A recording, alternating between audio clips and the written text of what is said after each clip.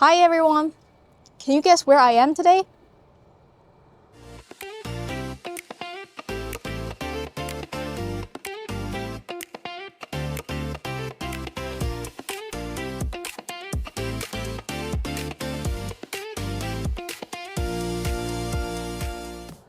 Yes, I'm at University of Michigan. They just won their first NCAA championship since 1989. But today, we're not talking basketball. The same kind of competitive spirit shows up here another way. Not on the court, but in the garage. This is MR26, the newest car from MRacing. Clean lines, purposeful design, and student-built engineering all come together here. Before you even hear the story behind it, you can already see the ambition in the car itself. Right now, I'm visiting MRacing, where students are designing, building, and testing a Formula-style race car from the ground up. And let's head into the garage. This entire hall is dedicated to student projects, not just race cars, but all kinds of ideas built into something real. And it says a lot about how seriously hands-on engineering is taken here. MRacing has been part of Michigan engineering for decades. From combustion to electric, the team has kept evolving, and in 2022, those paths came together in one shared effort. Today, MRacing builds a Formula-style electric race car from the ground up. Over the years, that work has led to 27 top 10 finishes and 11 podiums in Formula SAE.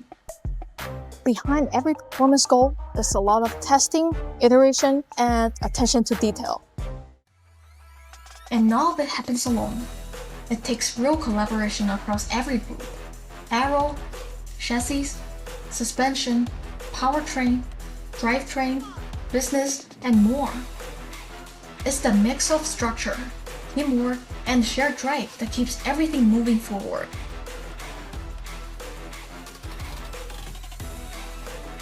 Building a car is only part of the process, and testing is what makes it work. And they're not slowing down. The day after our visit, they were headed to the wind tunnel to validate aero and cooling performance.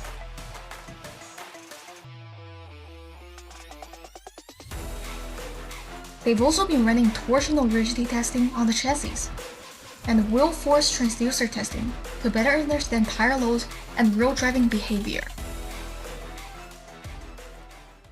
We get to apply all of our knowledge that we learn in classes actually in practice in the workshop, which is not that often in the actual classwork. So electrical issues can manifest in like a million different ways. They can be extremely tiny and they can only happen for like a fraction of a second. So say we're reading a communications bus and there are like 30 bits and only one of them's flipped wrong, or you have a power line that 90% of the time looks like it's reading the right value, but when you turn it on, it spikes too high and that's shutting down one of your components. That's the kind of thing that we can really only measure with a good oscilloscope and proper measurement materials. Yeah, so our team is very lucky to have access to this kind of equipment. It helps us to be able to properly diagnose our equipment before we put it on vehicles, so we can ensure that none of this equipment damages other equipment in the practice of using it. It also helps us get really good experience outside of class. Some of this equipment is stuff that we don't have access to in our classes, and it's a lot more similar to what we'll be using in industry. So it's both very beneficial towards the actual function of our vehicle, as well as really functional in our education. Being able to give us good industry experience before we actually leave school. The reason we're able to walk into the shop, build a car, and feel confident that we are going to be one of the best driving cars on the track is because of the support that we get from our sponsorships, using their parts and being able to validate our designs throughout the oscilloscopes, power supplies, and any more that we get from our sponsors. And that's what makes our test equipment support like this meaningful. With the right tools, student teams don't just build cars, they build real engineering experience.